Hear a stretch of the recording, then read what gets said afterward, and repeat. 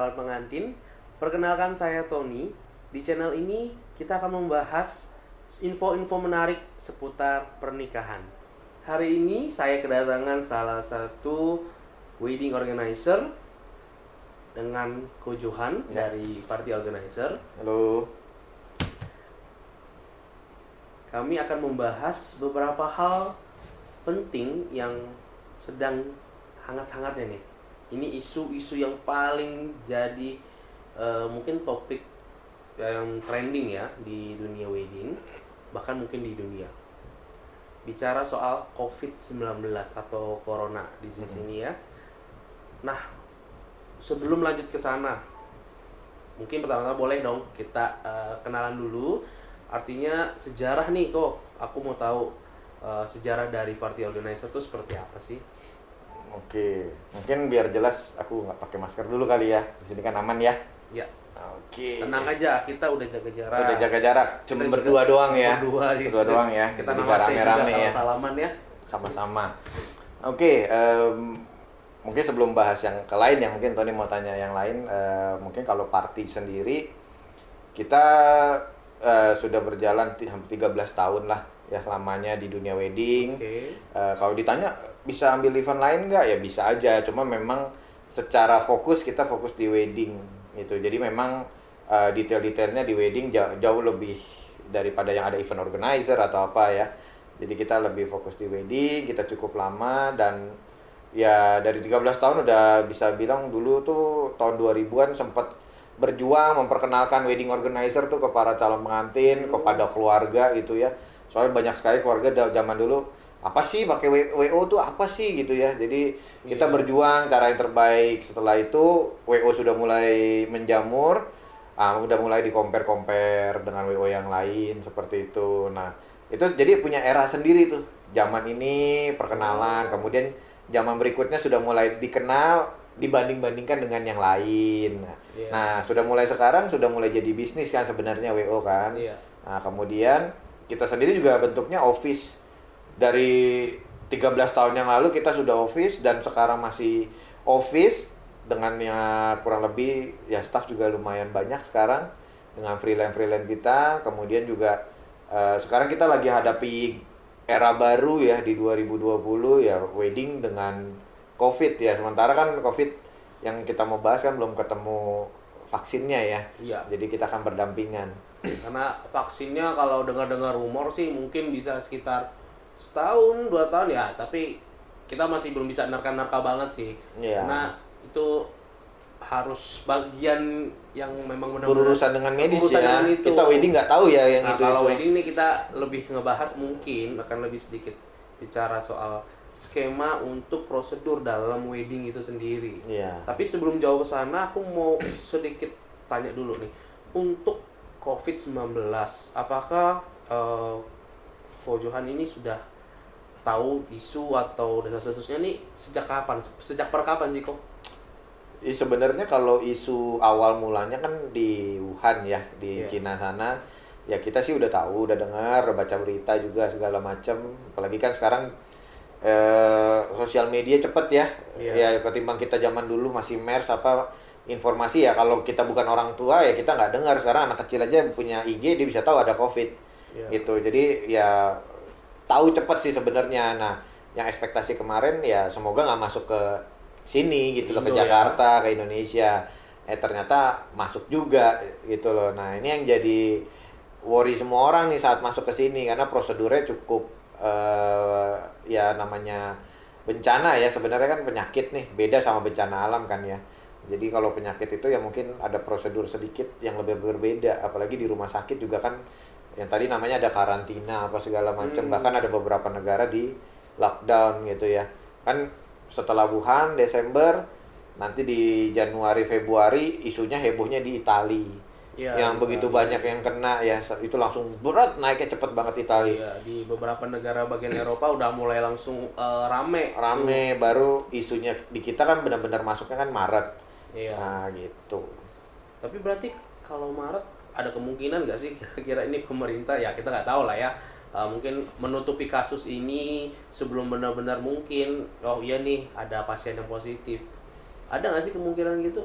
Ya kalau itu kan memang udah, yang nggak tahu ya, kemarin kan beberapa orang itu mikirnya kayak kesannya ditutup-tutupi. Iya. Ya akhirnya kan gubernur kita membuka kan bilangnya, terus ada isu lockdown apa segala macam, kemudian baru adanya pemberlakuan PSBB ya. Itu kan Iya. gubernur sendiri yang minta pengajuan itu ke pemerintah. Ya sebenarnya ya susah sih sebenarnya, kita juga warganya banyak banget. Nah, cuman kalau bisa belajar dari negara lain yang berhasil melockdown lah istilahnya virusnya biar nggak keluar dari negara itu, harusnya dari awal udah terlockdown gitu loh di Wuhan aja. Ternyata ini kan nyebar keluar nih kemana-mana gitu ke negara-negara lain. Ya which is kita kena nih, kalau kita fokus di kita aja kena, ya pasti ada impact ya ke kita juga ya, apalagi dari ekonomi dan lain-lain. Makanya sebenarnya sih tidak ada lockdown, adanya PSBB. Jadi sebenarnya beberapa perkantoran mungkin tidak bidang wedding ya atau pernikahan, mungkin ada yang masih buka gitu loh, masih tetap kantor diem-diem gitu loh. Terus juga ada fasilitas umum kan masih tetap sebagian berjalan. Itu kalau kita ya mungkin ya kalau lagi COVID di karantina, kita pekerjaannya wedding yang ngumpulin orang banyak, gimana mau ada event kita aja nggak boleh bertemu satu sama lain, tidak boleh ada istilahnya physical distancing, tidak boleh ada perkumpulan atau apa. Nah, kalau bicara wedding, kayak tadi Kojo bilang kan berarti mengumpulkan massa dalam, kadang-kadang mungkin wedding mungkin bisa ada yang skala kecil juga, bisa ada 100, mungkin ada yang 300, bahkan mungkin sampai ada yang ribuan. Iya. Nah, ini kan otomatis kan jadi concern yang sangat-sangat diperhatikan nih. Karena dari peraturan PSBB sendiri aja untuk berkumpul itu udah dibatasin, ada yang 5 lah, ada yang 10 lah, bahkan ada yang cuman 2 orang atau lebih aja sebenarnya nggak boleh. Iya. Nah, untuk wedding sendiri yang kadang-kadang skalanya kita mungkin kadang nggak bisa nebak ya, dapat kliennya mungkin maunya yang small party atau mau yang medium, ada yang mau yang skala besar-besaran atau yang heboh lah ibaratnya. Ke si calon pengantin ini tuh gimana nih? Maksudnya mereka ada curhat-curhat apa gitu? Mungkin Kojo ada sedikit dapat informasi dari mereka, karena kan yang punya acara kan pasti mereka yang udah mungkin bikin undangan lah, mungkin bikin souvenir atau apa, kan itu pasti sudah decide tuh, sudah tentuin siapa-siapa aja mau diundang, udah tahu, udah ada mungkin list berapa yang harus mereka undang. Tapi dengan kondisi seperti ini, nah mereka ada tanggapannya seperti apa sih? Mungkin ada curhat nih sama Kojo.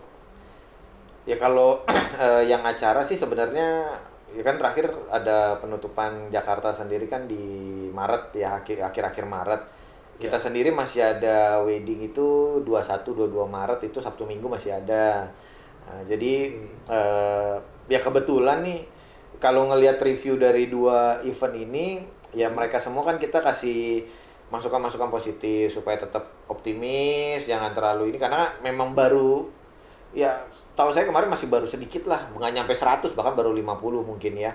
Nah itu juga yang terakhir yang pertama kali didengar adalah 2 yang di Depok itu yang ketangkap itu. Ya, jadi itu masih awal-awal masih tuh, awal. Mungkin 2 Maret lah kayaknya, kurang lebih ya, jadi masih berdasarkan patokan itu kan. Jadi kita pikir saya rasa juga masih tetap jalan. Nah kebetulan kan itu kliennya kita kan di Grand Hyatt. Kita juga tanya Hyatt juga oke, nggak ada masalah gitu loh. Terus kalau memang mau postpone atau pindah tanggal pun mereka masih oke-oke aja, karena memang hotel pun sudah tahu kondisinya seperti ini gitu. Jadi semua vendor kurang lebih kasih tahu begitu. Cuman memang kembali lagi kan ke si calon pengantin dan keluarga. Betul. Nah jadi kebetulan memang keluarganya kemarin tetap mau jalanin. Nah, cuman karena dijalanin ditanya pendapat dari keluarga yang mungkin mereka rembukan di keluarganya, apalagi ada yang istilahnya diseniorkan atau paling didengerin lah. Nah, itu saja bilang saya tidak mau datang. Nah, jadi ya otomatis keluarga besar ini jadi ragu gitu loh. Apalagi terlebih orang tua pengantin dan pengantinnya juga jadi ragu. Kalau secara saya terakhir ketemu masih Rabu sebelum tanggal 21 itu saya ketemu hari Rabu ya, istilahnya 4 hari sebelum itu kita ngobrol, bahkan pengantinnya sendiri pun sampai sedikit agak berkaca-kaca ya matanya ya. Jadi istilahnya kecewa ada, tapi tetap mau jalani, tapi nggak ada yang datang juga nanti kecewa lagi ujung-ujungnya gitu. Tapi akhirnya mereka jadi putuskan mereka hanya holy matrimony aja atau pemberkatan agama itu. Nah di situ pemberkatan, setelah itu resepsinya mereka ubah nanti ke September rencananya. Oke, berarti mereka melakukan secara sah dulu ya, sah secara agama. Sah dulu, betul. Karena memang kita juga yang pada keesokan harinya, hari Minggu juga, ya kebetulan kan mereka pesta siang. Nah, cuma kan dari pagi ada akad nikah, setelah akad juga habis itu ada pestanya. Dan kalau kita bandingin yang tanggal 21 kemarin tamunya pemberkatan kita, mereka siapin makanan untuk 200 orang sebenarnya, tapi ya memang pada kenyataannya datang hanya 80. Wow, gitu. Sampai sebegitu Ya, hebohnya ya. setengah pun enggak gitu. Itu padahal baru di awal ya. Iya, baru di awal, jadi orang sudah mulai agak worry di situ. Jadi mereka udah ngeblok nggak mau datang gitu loh. Nah, pada saat keesokan harinya makin sedikit lagi. Gitu. Jadi di resepsinya sendiri, aduh itu kalau kita bilang 800 orang, datang setengahnya nggak, boro-boro setengahnya lah istilahnya, paling 30% menurut saya. Kita lihat view-nya begitu. Jadi ya mereka sudah sampai di situ. Untungnya memang pengantin juga kebetulan sudah pengantin lah ya, jadi nggak bilang calon pengantin. Kita juga memberikan hal positif, tetap mau jalan karena proses pindah tanggal itu nggak hal yang gampang, apalagi mereka menjalani itu pas lagi beberapa hari lagi mereka akan hari the day-nya gitu loh. Iya, pasti big day-nya. Pasti sangat bingung nih dalam mengambil keputusan. Betul. Karena di awal Maret terus mereka di tanggal 21 atau 22 itu ya, berarti ya paling cuma sekitar 4 hari, 5 hari lah itu istilahnya. Iya. Jadi Jarak mereka segitu. Ya bingung, sempat bingung, dan akhirnya ya mereka yang tanggal 21 dia putuskan resepsi karena keluarga besar kan memutuskan bahwa tidak akan datang sama sekali bahkan. Ya, jadi itu pemberkatan ya istilahnya pengantin harus mengorbankan gitu. Jadi ada yang harus dikorbankan gitu. Jadi mereka mengorbankan resepsinya diundur aja deh.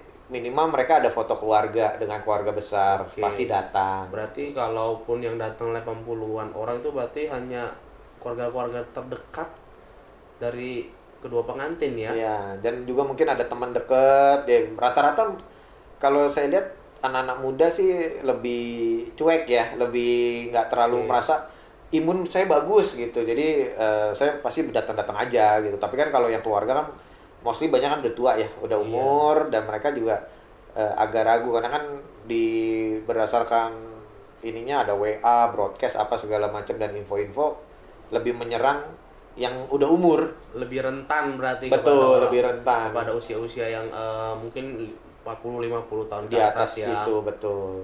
Oke. Nah, ini dari segi pengantin. Nah, kalau kita bicara wedding kan nggak cuman pengantinnya tapi juga ada vendor-vendor. Nah, sebagai wedding organizer pasti kan banyak tuh ya berkolaborasi, bekerja sama dengan para vendor-vendor dalam mensukseskan sebuah wedding.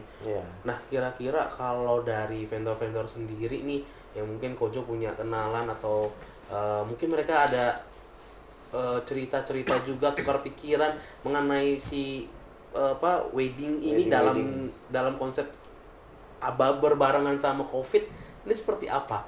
Mereka tanggapannya seperti gimana? Ya kalau dari vendor, ya mungkin yang terlebih kita juga berasa itu adalah otomatis kan banyak banget ya kita postpone, klien-klien yang postpone. Ya kalau udah sampai saat ini itu sudah sampai Agustus. Wow, gitu, sampai ya. Agustus sudah Jadi banyak klien yang menunda tuh ya. Sudah diundur semua, ditunda. Kemudian ya mungkin dari sekian banyak klien yang sampai Agustus ini, kita ada satu klien yang memang kayak jadi ragu dan akhirnya mereka putuskan oke, saya nggak jadi istilahnya acara gitu ya, benar-benar cancel dengan keputusan bahwa mereka hanya menjalankan pemberkatan aja dan yang dihadirkan oleh saudara kandung saja sama orang tua. Jadi tidak mengundang saudara-saudara lain. Jadi mereka putuskan oke, tidak usah ada makan-makan, tidak usah ada apa ya mungkin sebagian orang ada dibikin jokes ya. Jadi kayak inilah ajang kalian buat menikah. Kalian resmi tidak perlu ngundang orang banyak. Jadi lebih hemat. Lebih hemat, betul. Jadi lebih hemat seperti itu. Jadi itu hanya jokes aja. Cuman kalau misalkan secara dari orang tua pasti mau mengundang ya. Namanya kan kalau namanya mestain anak, ya undangan orang tua udah pasti di atas 50% undangan orang tua, sisanya ya anak gitu. Iya. Nah, jadi ya kemarin ada yang memutuskan, oke, kita nggak ada pesta sama sekali, tidak dipospon, tetap pemberkatan hari itu. Iya. Nah, tapi setelah pemberkatan resmi pulang. Oh Gitu. Jadi mereka putuskan seperti itu. Jadi tidak nggak mau pusing deh gitu kayaknya. Terus juga nggak mau panik banget dengan acara kayak gitu, daripada panik, pusing segala macam. Udah deh, gue putusin meritnya pemberkatan aja gitu.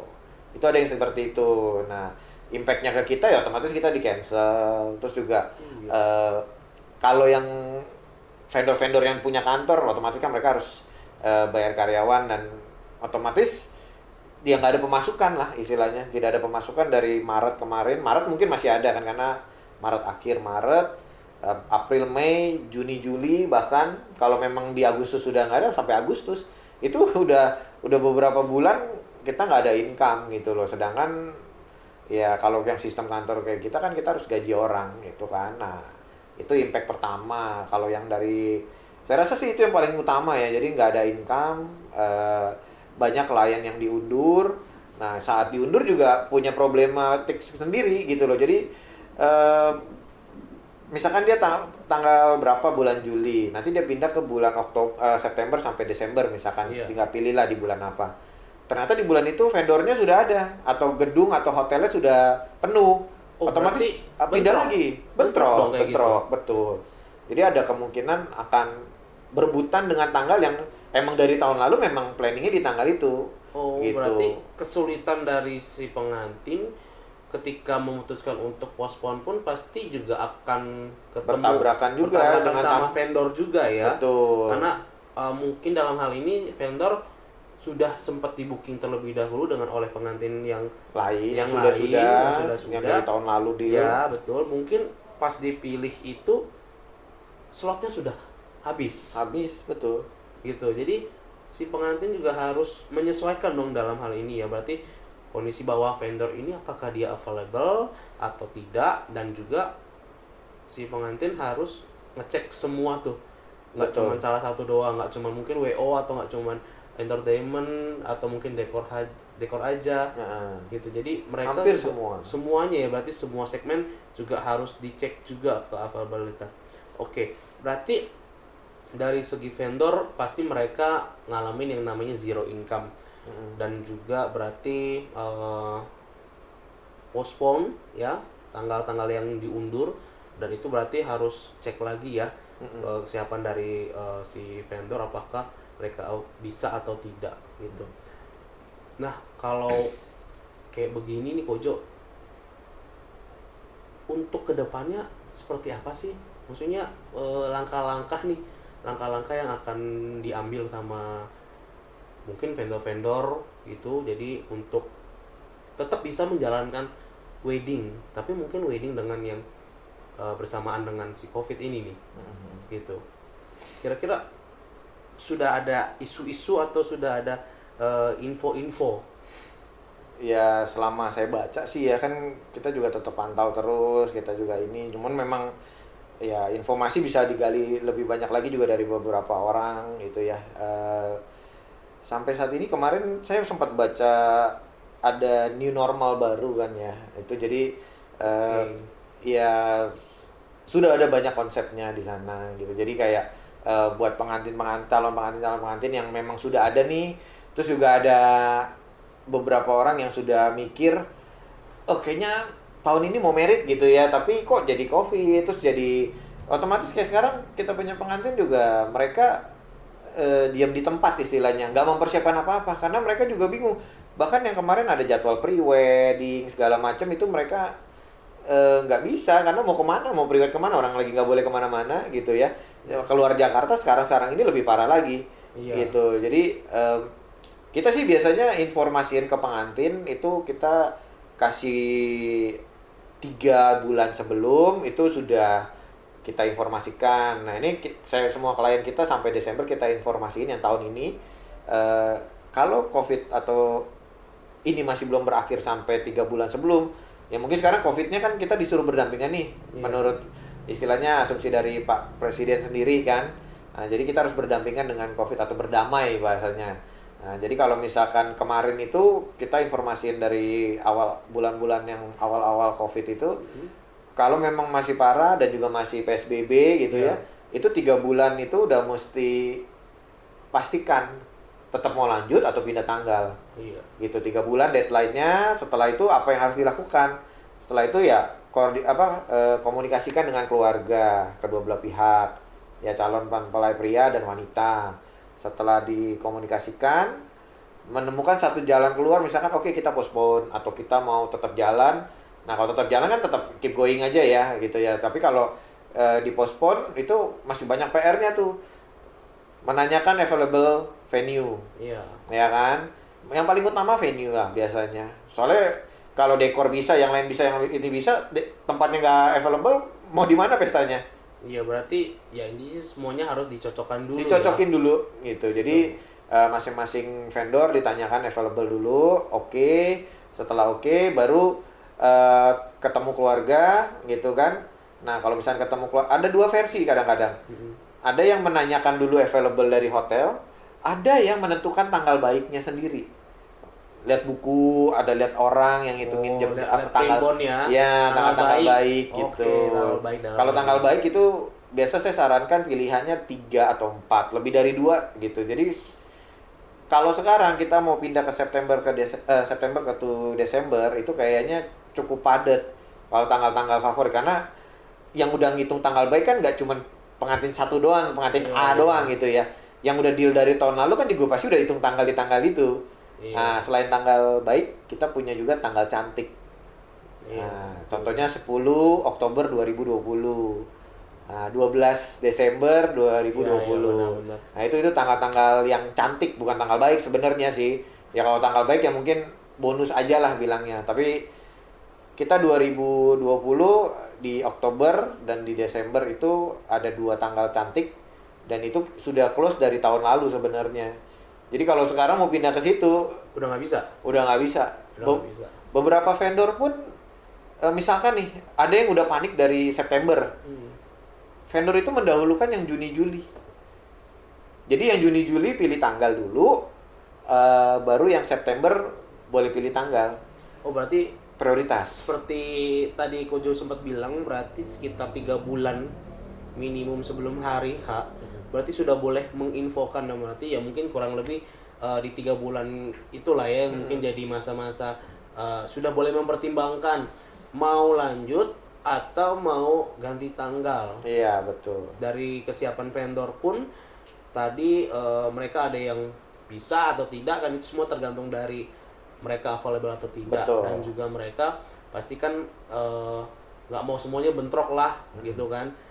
Berarti kalau untuk vendor sendiri tadi sempat dibilang sudah ada nih, ada mau keluarin mungkin prosedur atau protokol-protokol kesehatan ya Kojo berarti ya. Oke. Tapi sebelum jauh ke sana nih, kan cukup panjang nih ya kayaknya kita cukup menarik nih pembicaraannya. Nah, untuk para calon pengantin jangan lupa untuk tetap saksikan kita dalam video berikutnya, karena di video berikutnya kita akan lebih membahas tentang segmen bagaimana cara atau prosedur protokol-protokol kesehatan yang akan diterapkan oleh setiap vendor. Ikuti perkembangan lebih lanjut mengenai wedding with COVID, yaitu wedding yang dengan konsep new normal tadi ya. Dan kita akan bagikan lewat video-video kita. Jadi jangan lupa untuk subscribe channel ini, jangan lupa untuk like, share, komen jika memang ada pertanyaan-pertanyaan dari kalian, dan juga jangan lupa untuk nyalakan lonceng notifikasi karena kalian terus akan dapat info-info yang menarik mengenai seputar wedding. Jadi jangan lupa, sampai jumpa. Dari pemerintah itu seperti apa sih? Gitu loh, mengenai protokol untuk kesehatan dalam wedding gitu. Apakah itu jadi satu hal yang tetap jadi perdebatan gitu? Karena satu sisi dari pemerintah belum menentukan pola yang tepat untuk wedding tuh protokolnya mau seperti apa.